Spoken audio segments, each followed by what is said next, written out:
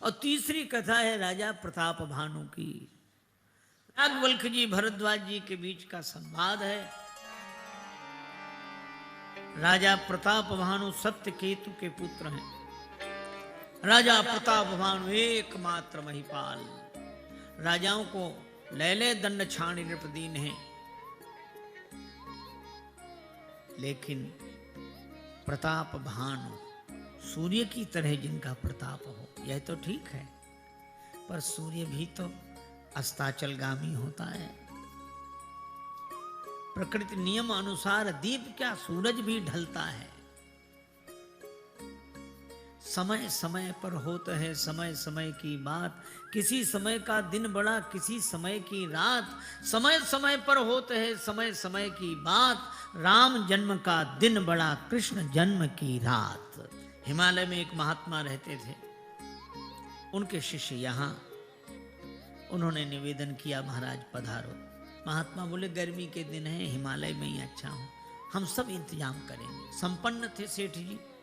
गुरुजी आए और सेठ जी ने इतना इंतजाम कराया, कमरा धुलवाओ, जल से भराओ, तख्त लगाओ, बर्फ की सिल्लियां मंगा के रखवा दो और पंखा चलाओ। गुरुजी आए, बड़े प्रसन्न हुए। वाह, सेठ का मुनीम था, उसको लगा कि गुरुजी इतने प्रसन्न है, तो उसने सोचा कि मैं लाख गरीब सही, चाहे कर्ज हो जाए, पर मैं भी अपने गुरुजी की ऐसी सेवा करूंगा। भाव बड़ा अच्छा, पर एक गड़बड़ी हो गई। सेठ जी के गुरुजी आए जून में, मुनीम के गुरुजी आए जनवरी में। वो तो वैसे ही कांपते आ रहे थे। मुनीम ने कहा गुरुजी रुको, कमरा धुलवाओ। गुरुजी ने सोचा शायद पवित्रता की दृष्टि से कर रहा हो। नहीं नहीं, पानी भरवाओ, बर्फ मंगाओ, पंखा गुरुजी बोले अरे क्या कर महाराज, मैं गरीब सही, कर्ज हो जाए, लेकिन सेवा वैसी करूंगा जैसे सेठ जी ने अपने गुरुजी की थी। अब इस व्यवस्था में गुरुजी रात भर रह जाएं तो सवेरे उठेंगे कि उठाना पड़ेगा। अरे समय का तो ध्यान रखे। इस प्रताप भानु के प्रसंग में केवल समय की बात है। समय वैसा, अब समय ऐसा। राजा प्रताप भानु चढ़ बर बाज बार एक राजा, मृगे आकर सरसाज समाजा। वन में गया, सेना साथ है, बाराह दिखा मारने के लिए उद्यत। अरे ये देखना चाहिए कि सूर्य अस्ताचलगामी होने जा रहा है, हम लौट चलें। तदपन मृग मग तजई नरेशु, वो सूर्य भगवान की ओर नहीं देख रहा, वो तो अपने अभिमान के द्वारा संचालित होते हुए जा रहा है। अकेला पड़ गया। वाराह एक गुफा में जाके छुप गया। अब कहां जाए, जोजन 70 नगर तुम्हारा। अब अंधेरे में इधर उधर कपटी मुनि की कुटिया मिल गई। वही मुनि बना था कपटी, जो राजा से हार कर चला गया था। वैरी पुन छत्री पुन राजा, छलबल कीन चाही निज काजा। वह प्रताप भानु को पहचान गया। प्रताप भानु नहीं पहचान सका। उसने पूछा कौन हो।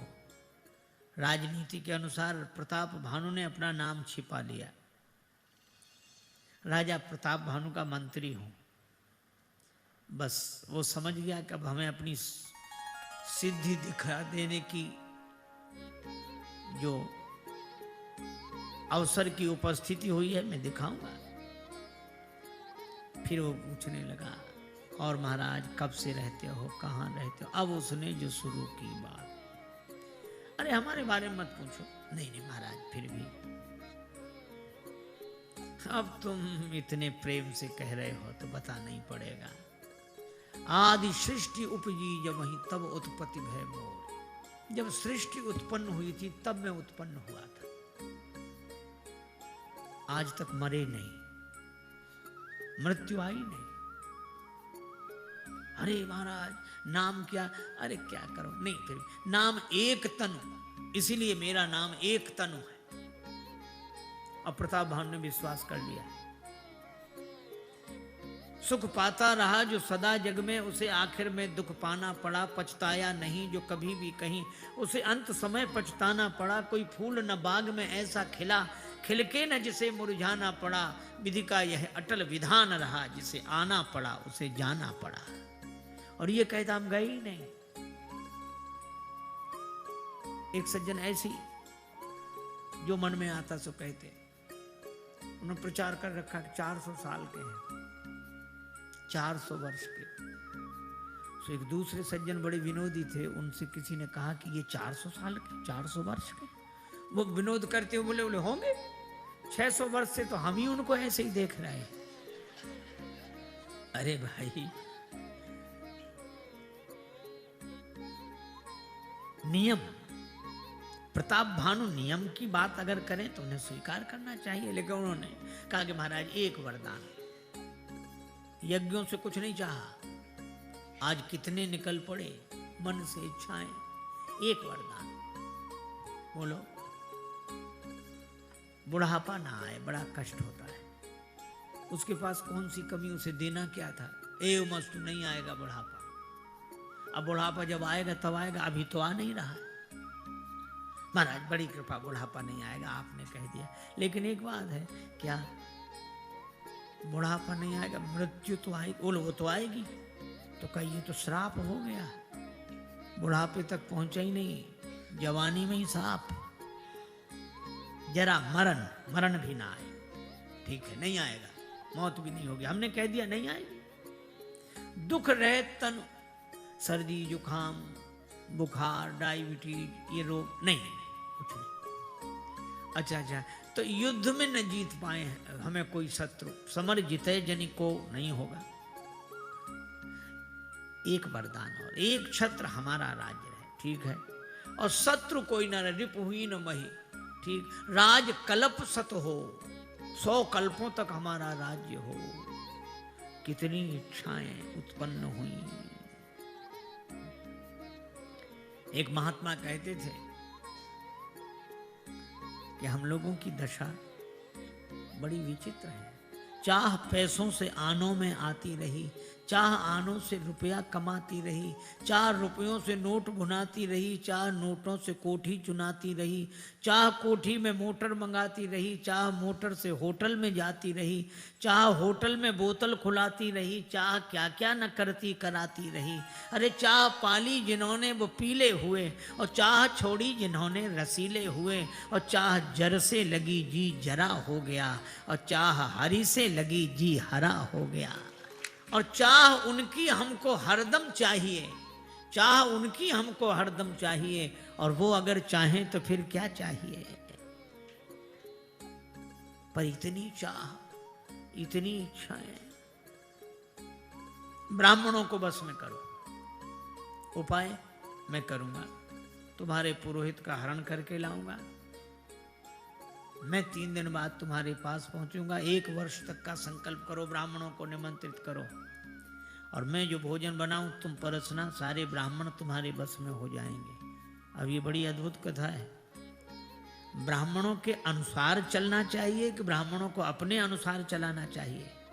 जो ब्राह्मणों के अनुसार चलता है, उनके निर्देशानुसार चलता है, उसके जीवन में रामत्व की प्राप्ति होती है। लेकिन जो ब्राह्मणों को अपने ढंग से चलाना चाहता है, उनके द्वारा तो रावणत्व ही प्रकट होगा। प्रताप भानु में वही हुआ, चमत्कार के राजा को वहां पहुंचा दिया। चमत्कार 2 संतों ने किए, श्री हनुमान जी ने एक चमत्कार किया, और एक चमत्कार उस कपटी मुनि ने किया।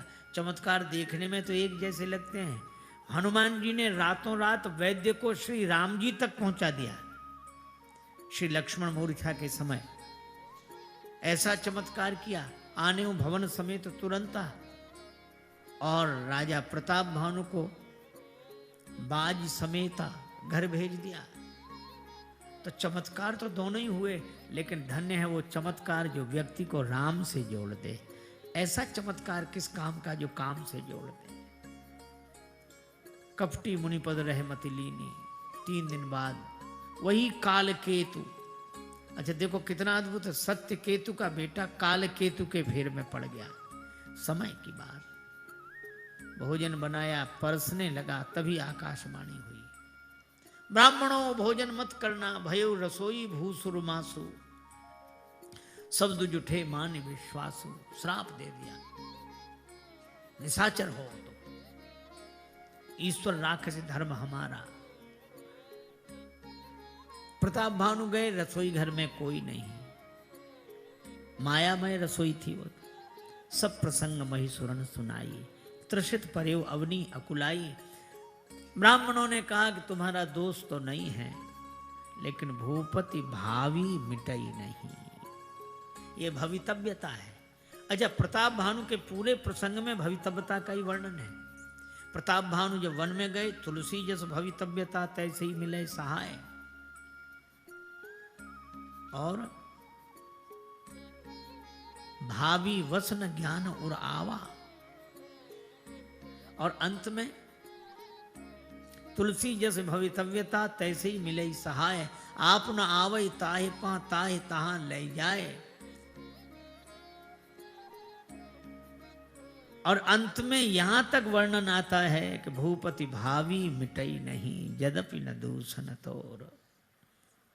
और यह प्रसंग हमें सिखाता है कि भगवान की इच्छा मानकर किसी को दोष न दें। प्रताप भानु पर चढ़ाई की राजाओं ने, सारे भाई युद्ध में वीर करनी करके वीर गति को प्राप्त हुए। और यही रावण, कुंभकर्ण और श्री विभीषण जी, धर्म रुचि जो उनका मंत्री था, वो विभीषण जी के रूप में जन्म लेता है। अरिमर्दन कुंभकर्ण के रूप में, प्रताप भानु रावण के रूप में लंका में तीनों प्रकट हुए। और इन तीनों ने बड़ी तपस्या की। तपस्या जब रावण ने की तो ब्रह्मा जी वरदान देने के लिए आने लगे। शंकर जी से कहा, आप भी चलो चलो। रावण ने वरदान मांगा, हम काहू के मरई न मारे, हमें कोई मार न सके, हम चाहे सबको मार डालें पर हमें कोई न मार सके। ब्रह्मा जी बोले, हम जानते थे तुम यही वरदान मांगोगे, इसलिए शंकर जी को साथ लेकर आए हैं। अर्थात जहां जन्म का देवता है वहीं मृत्यु का देवता भी उपस्थित है।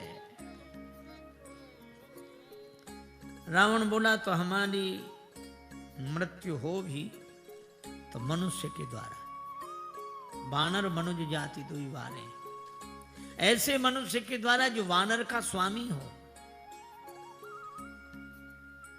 और कितनी अद्भुत बात है, वानर कौन? ये अपना मन ही वानर है। वानर का स्वामी अर्थात अपने मन को जो वश में कर सके, ऐसे चरित्रशील पुरुष के द्वारा मेरा वध हो। किसी ने कहा कि बड़ी सरल मौत मांग ली, कोई भी आदमी मार डालेगा। रावण बोला, ये सरल मौत नहीं है, मुझे कोई भी मानव नहीं मार सकेगा।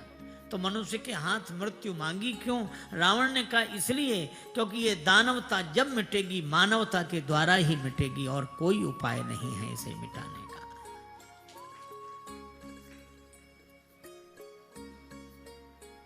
पर मनुष्य तो कोई रहे। रावण ने किसी को मनुष्य नहीं रहने दिया। यद्यपि कुंभकर्ण ने तो 6 महीने की नींद और विभीषण जी ने भगवान के चरणों की प्रीति मांगी, और रावण ने कहा कि मैं किसी को मनुष्य रहने ही नहीं दूंगा जो कोई मुझे मारे। और सचमुच कोई मनुष्य नहीं रहा। और मनुष्य होने की एक सीधी सी बात, जून का महीना, दोपहरी का समय, एक राहगीर चला जा रहा है, उसे बड़े जोर की प्यास लगी।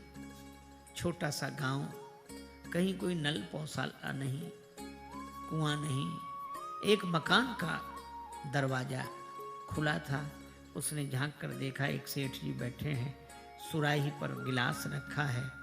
उसे लगा पानी मिल जाएगा। गया, बाबूजी बाबूजी बड़े जोर की प्यास लगी है, पानी मिल जाएगा। उन्होंने अपनी गर्दन ऊपर उठाई और क्या कहा, है पानी? हाँ, यहाँ कोई पौसाला है, कुआं है, चले आए पानी पिला दो। जैसे हमारे पास और कोई काम ही ना हो, तुम जैसों को पानी ही पिलाते रहे। देखते नहीं है एक शरीफ आदमी का घर है। राहगीर मन ही मन बोला कि सो तो देख ही रहे हैं, शरीफों के घर ऐसे ही होते जहां पानी भी ना मिले। पुराने समय में लोग लिखते थे, जय श्री राम, सुस्वागतम। अंग्रेजी पढ़े लिखे लोग लिखते थे, वेलकम। अब ये सब नहीं लिखा मिलेगा। अब मकान के बाहर बिना इजाजत अंदर आना मना है। किसी किसी मकान के बाहर कुत्ते से सावधान, हालांकि उसमें रहते आदमी है, सावधान कुत्ते से किया जाता है। हमने एक सज्जन से कहा कुत्ता काहे को पालते हो? कहते महाराज जमाना बड़ा खराब है, आदमी से डर है। मुझे उस दिन लगा कि आज आदमी आदमी से डर रहा है और आदमी से आदमी की रक्षा कुत्ता कर रहा है, तो भी हम अपने को आदमी कहते हैं। तो उसने कहा गलती से आ गए, पानी पिला दो। बोले रुक जाओ, बैठो। नौकरों को आवाज लगाई, मौके पे कोई नहीं। कहने लगे किसी आदमी को आ जाने दो, पानी पिलवाए देता हूं। बड़ी देर हो गई बाबूजी, प्यास लग रही है। कह दिया ना किसी आदमी को आ जाने दो, पानी पिलवाए देता हूं। राहगीर हाथ जोड़कर बोला कि बाबूजी थोड़ी देर के लिए तुम ही आदमी बन जाओ तो कुछ हर्ज है? यह है आदमियत नहीं, मानवता नहीं। रावण ने किसी को मानव नहीं रहने दिया। तब पृथ्वी माता अकुलाई धेनु रूप धारण करके ब्रह्मा जी के पास गई। ब्रह्मा सब जाना, मन अनुमाना, मोर कछु न बसाई। भगवान की कृपा से ही कल्याण हो सकता है, हम उन्हीं को पुकारे। रावण के राज्य में मनुष्य बनना बहुत कठिन। प्रार्थना की, लेकिन प्रार्थना का निश्चय तो हुआ, पर कहाँ जाए? कोई कहे बैकुंठ, कोई कहे क्षीर सागर। पर शिव जी ने कहा हरि व्यापक सर्वत्र समाना। आप तो जहां पुकारो भगवान वहीं है। देखो किसी शहर से दूसरे शहर तक जाना पड़ेगा, क्योंकि वो शहर इस शहर में नहीं, ये शहर उस शहर में नहीं। लेकिन अगर धरती को पाना हो तो कहाँ जाना पड़ेगा? धरती सर्वत्र है। आप जहां धरती को मान लो वहीं है, जहां पूजा करो वहीं है। इसी तरह ये बात अलग है कि कोई ना समझ पाए। एक बोला धरती गोल है, दूसरा बोला धरती चपटी है। तीसरे आदमी से पूछा तुम बताओ, बोला हम यहाँ के रहने वाले नहीं, यहीं वालों से पूछो। मतलब ये वहां से आया जहां धरती नहीं है। अरे भाई, इसी तरह भगवान सर्वत्र हैं, हरि व्यापक सर्वत्र समाना। तो मिलेंगे कैसे? का प्रेम ते प्रकट हो ही मैं जाना। प्रार्थना की गई, जय जय सुरनायक जन सुखदायक। और अंत में भगवान की अभय वाणी सुनाई पड़ी, जन डर पहो मुनि सिद्ध सुरेशा, मैं अवतार लूंगा। देवता बड़े प्रसन्न होकर जाने लगे। ब्रह्मा जी ने कहा कि तुम कहाँ जा रहे हो? जब भगवान नारायण नर बन रहे हैं तो तुम वानर भी नहीं बनोगे? वानर तनु धरी धरी मही हरि पद से बहु जाए। वे भगवान की प्रतीक्षा करते हैं। अब वह शुभ समय आया। महाराज दशरथ को एक दिन बड़ी ग्लानि हुई। गुरु वशिष्ठ के पास गए, गुरुदेव के चरणों में प्रणाम किया। निज दुख सुख सब गुरु ही सुनायो। ये कथा बड़ी सुंदर कथा है। भगवान नहीं मिले, भांति भांति भोग मिले, अंग हो अरोग मिले, सुख के संयोग मिले जीवन की बाटी में, धन अरु धाम मिले, स्वेस अरु नाम मिले, राम नाम मिले तो सब काम मिले माटी में। और राम जी को पाना हो तो सदगुरु के चरणों में। अपना दुख सुख सुनाया। दुख क्या? भगवान नहीं मिले। सुख क्या? गुरुदेव आप मिल गए हैं। क्या चाहते हो? आनंद मिल जाए, राम जी प्रकट हो जाएं हमारे आंगन में। गुरु जी ने कहा कि धरहु धीर, धैर्य धारण करो, 4 पुत्रों का जन्म होगा। भगवान ने वचन दिया, सत्य सत्यपन सत्य हमारा। 3 बार वचन देकर नहीं आए, तो अब मैं कहता हूं कि भगवान को 4 रूपों में आना पड़ेगा। गुरुदेव मुझे क्या करना? अब तुम्हें कुछ नहीं करना, जो करना मुझे करना। श्रृंगी ऋषि को गुरुदेव वशिष्ठ जी ने बुलाया, पुत्रेष्ठ यज्ञ कराया। अग्निदेव प्रकट हुए हवि का प्रसाद लेकर। यह हवि बांट देव हो नृप जाई। दशरथ जी ने कहा कि मेरे कारण आप प्रकट हो गए, आपको प्रणाम है। अग्निदेव ने कहा कि नहीं राजन, तुम्हारे कारण नहीं, जो वशिष्ठ निज हृदय विचारा। संकल्प सदगुरु का, कल्याण शिष्य का, यह हवि का वितरण करो। कितनी अद्भुत बात! खीर से भगवान प्रकट हुए। खीर में 3 चीजें मिलती, 3 चीजें, दूध, चावल, चीनी मुख्य रूप से, और तीनों श्वेत, शुभ्र, पवित्र। देखो दूध भी पवित्र, ये वैसा दूध नहीं। एक आदमी दूध बेचने आया, खरीदने वाले ने कहा आज बड़ी देर से आए।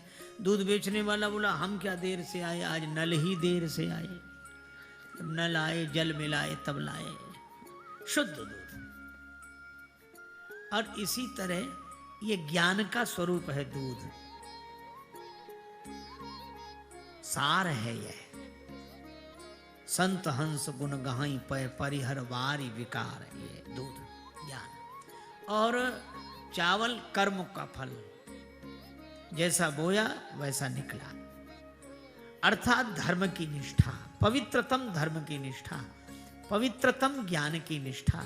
लेकिन ज्ञान कितना ही पवित्र हो, कर्म कितना ही उत्तम हो, चावल दूध कितने भी बढ़िया हो, पर बिना चीनी के मिठास नहीं आ सकती। इसी तरह कर्म और ज्ञान कितने ही उत्तम हो, पर भगवान की भक्ति के बिना जिंदगी में मिठास नहीं आ सकती। अच्छा, भक्ति की एक विशेषता है, जैसे चीनी घुल जाती है, दिखती नहीं है, इसी तरह भक्ति हमारे जीवन में ऐसी घुल जाती है कि हमारे ज्ञान को भी मीठा बना देती है, हमारे कर्म को भी मीठा बना देती है। और ये तीनों मिला दो तो घोल होगा, खीर नहीं। अग्नि में तपाया जाए, तपस्या की अग्नि में तपाया जाए, और ये तपकर जब खीर बनती है, और इस खीर को जो अपने भीतर धारण कर लेता है, उसी के भीतर से भगवान प्रकट हो जाते हैं।